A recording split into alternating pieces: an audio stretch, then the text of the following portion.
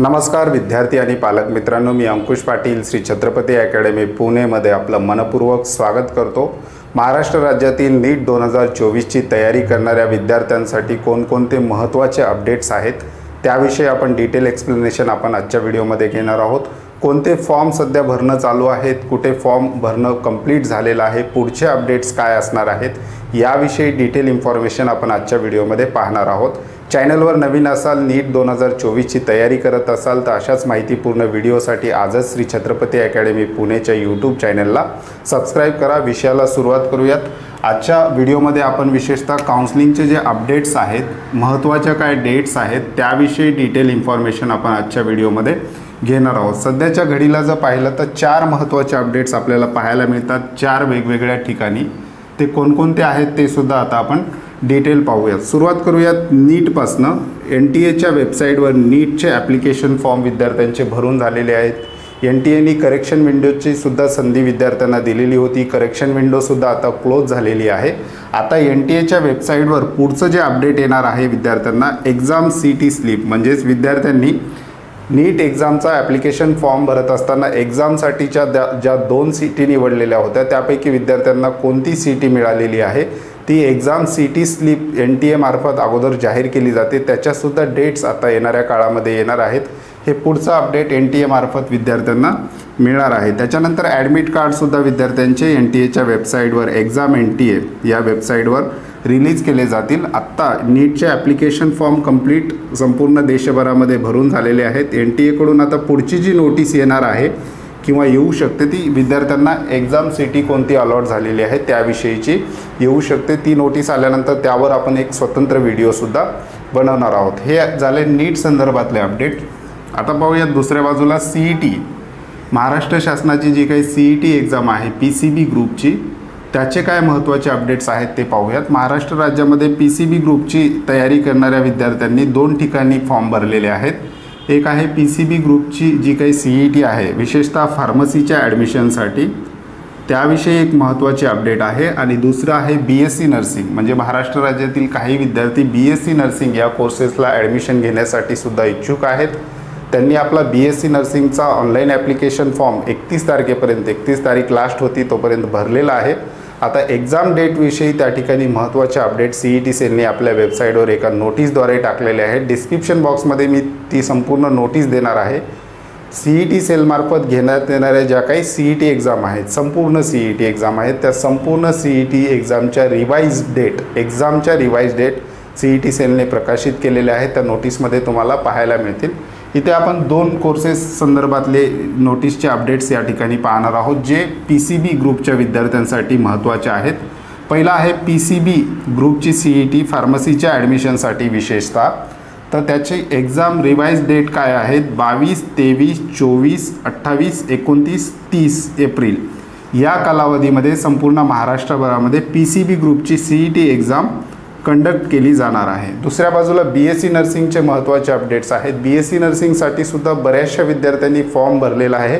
विशेषतः महाराष्ट्र राज्यामध्ये BSc नर्सिंगचा form भरण्याच्या संख्येमध्ये मुलींची संख्या जास्त आहे, त्यामुळे हे अपडेट अधिक महत्त्वाचं आहे की BSc नर्सिंगच्या ज्या एक्झाम आहेत त्या 24 आणि 25 मे रोजी होणार आहेत असं त्या नोटीसमध्ये सांगितलेलं आहे।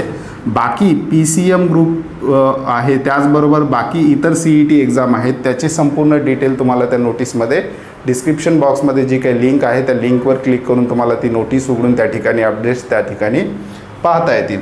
दुसऱ्या बाजूला आहे अदर स्टेटमधले महत्त्वाचे अपडेट आहेत, म्हणजेच नीट UGची तयारी करणाऱ्या विद्यार्थ्यांसाठी जर पुढे चालून बाहेरील राज्यामध्ये ॲडमिशन घेण्याची वेळ आली, महाराष्ट्रामध्ये काही कारणास्तव विद्यार्थ्यांचा नंबर नाही लागला आणि विद्यार्थी बाहेरील राज्यामध्ये सुद्धा आपलं MBBS, BAMS, BDS करण्यासाठी इच्छुक आहे, अशा विद्यार्थ्यांसाठी अदर स्टेट ओपन कोटा म्हणजेच बाहेरील राज्यातील प्रायव्हेट कॉलेजेसमध्ये सुद्धा ॲडमिशन घेण्याची संधी असते।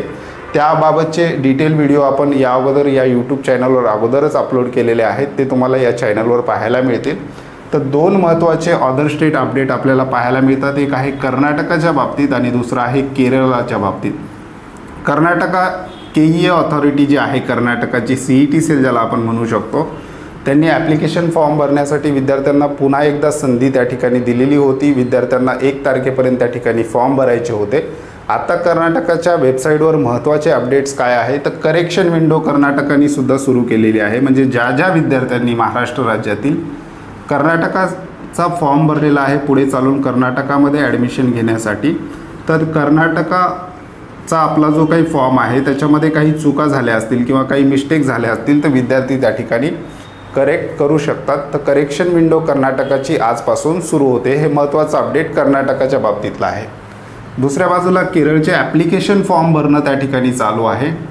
महाराष्ट्र राज्यातील ज्या विद्यार्थ्याचा ॲप्लिकेशन फॉर्म भरायचा राहून गेला असेल आणि पुढे चालून ते विद्यार्थी केरळमध्ये ॲडमिशन घेण्यासाठी इच्छुक असतील तर अशा विद्यार्थ्यांनी आपला ॲप्लिकेशन फॉर्म केरळचा 17/4/2024 त्या ठिकाणी भरून घ्यायचा आहे. तर हे होते महत्त्वाचे जे काही अपडेट्स आहेत ते आपण पाहिलेले आहेत. दुसरं एक महत्त्वाचं अपडेट त्या ठिकाणी आहे MGM CET फॉर फिजिओथेरपी.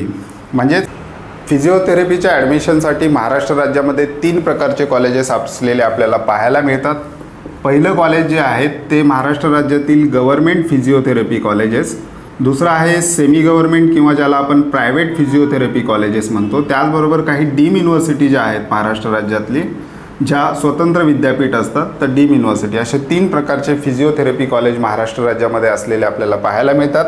पैकी गव्हर्मेंट आणि सेमी गव्हर्मेंट किंवा प्रायव्हेट कॉलेजेसच्या ज्या काही प्रवेश प्रक्रिया आहेत ह्या नीटच्या मार्क्सच्या बेसिसवर CET सेलच्या वेबसाईटवरून कंडक्ट केल्या जातात. नीटच्या मार्क्सच्या बेसिसवर CET सेलच्या वेबसाईटवरून कंडक्ट केल्या जातात. परंतु ज्या काही डीम युनिव्हर्सिटी महाराष्ट्र राज्यामध्ये आहेत त्या डीम युनिव्हर्सिटीच्या फिजिओथेरपीच्या ॲडमिशनसाठी त्या डीम युनिव्हर्सिटीची एक स्वतंत्र CET एक्झाम त्या ठिकाणी घेतली जाते आणि त्या CET एक्झामच्या बेसिसवर डीम युनिव्हर्सिटीतल्या फिजिओथेरपी कॉलेजेसचे ॲडमिशन त्या ठिकाणी होत असतात.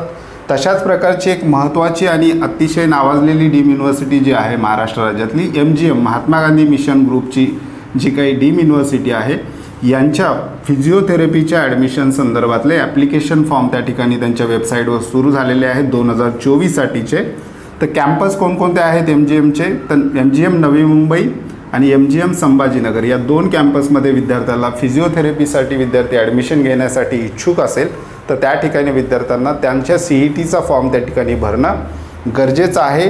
तर MGM CETची लास्ट डेट आहे अप्लाय करण्याची 5 जुलैपर्यंत विद्यार्थी त्या ठिकाणी अप्लाय करू शकतात आणि MGMची जी काही एक्झाम डेट आहे ती 14 जुलैपर्यंत आहे. अशाच प्रकारच्या बाकी ज्या काही डीम युनिव्हर्सिटी आहेत त्यांच्यासुद्धा CET एक्झाम फिजिओथेरपीच्या ॲडमिशन प्रक्रियेसाठी फक्त त्या ठिकाणी कंडक्ट केल्या जातात. डीम युनिव्हर्सिटीचे MBBS BDS BAMSच्या ॲडमिशन प्रक्रिया ह्या त्या डीम युनिव्हर्सिटीच्या हातात नसतात, तर त्या CET सेल किंवा AACCC किंवा MCCच्या वेबसाईटवरून नंतर होत असतात. परंतु फिजिओथेरपी हा एक कोर्स असा आहे तर डीम युनिव्हर्सिटी या पर्टिक्युलर एका कोर्सेससाठी म्हणजेच हेल्थ सायन्स कोर्सेसबद्दल जेव्हा आपण बोलतो तर पर्टिक्युलर फिजिओथेरपी या कोर्ससाठी डीम युनिव्हर्सिटी आपल्या सेपरेट CET त्या ठिकाणी दरवर्षी कंडक्ट करत असतात. त्यापैकीच MGM युनिव्हर्सिटीची जी काही CET आहे त्या संदर्भातलं नोटिफिकेशन त्यांच्या वेबसाईटवर आपल्याला पाहायला मिळतं. तर MGM या कॉलेजेसमध्ये किंवा या युनिव्हर्सिटीमध्ये MGMचे जे काही 2 कॅम्पस आहेत MGM नवी मुंबई कामोठेचा आणि MGM संभाजीनगर या 2 कॅम्पसमध्ये विद्यार्थी जर पुढे चालून फिजिओथेरपी करण्यासाठी इच्छुक असेल तर त्यांना MGM CET देणं बंधनकारक आहे. ही जी काही CET आहे MBBS BDS BAMSच्या ॲडमिशनसाठी नाही, ही फक्त फिजिओथेरपीसाठी ॲडमिशनसाठी ही CET एक्झाम आहे. लास्ट डेट पुन्हा एकदा रिपीट करतो आहे 5 जुलै आणि एक्झाम डेट जी आहे ती 14 जुलै रोजी त्या ठिकाणी होणार आहे. ह्याच्यामध्ये काही चेंजेस होणारे असतील तर आपल्याला MGMच्या वेबसाईटवर विद्यार्थ्यांनी लक्ष ठेवून राहायला हरकत नाही. तर विद्यार्थी मित्रांनो हे होते महत्त्वाचे अपडेट्स. वेगवेगळ्या ठिकाणी जे काही काउन्सिलिंग प्रक्रिया किंवा ज्याला आपण फॉर्म फिलअप किंवा ज्याला आपण इम्पॉर्टंट डेट्स म्हणतो ते आपण तुमच्यासोबत डिस्कस केलेले आहेत. चॅनलवर नवीन असाल तर अशाच माहितीपूर्ण व्हिडिओसाठी श्री छत्रपती अकॅडमी पुणेच्या यूट्यूब चॅनलला सबस्क्राईब करा. त्याचबरोबर नीट 2024ची तयारी करणाऱ्या विद्यार्थ्यांसाठी श्री छत्रपती अकॅडमी पुणेची ऑनलाईन पेड काउन्सिलिंग किंवा ऑफलाईन पेड काउन्सिलिंग सेवेलासुद्धा आम्ही सुरुवात केलेली आहे. डिस्क्रिप्शन बॉक्समध्ये आमचा मोबाईल नंबर त्याचबरोबर ॲड्रेस दिला गेलेला आहे. त्या नंबरवर कॉल किंवा मेसेज करून तुम्ही आमच्या पेड काउन्सिलिंग सर्व्हिसविषयी अधिक माहिती घेऊ शकता.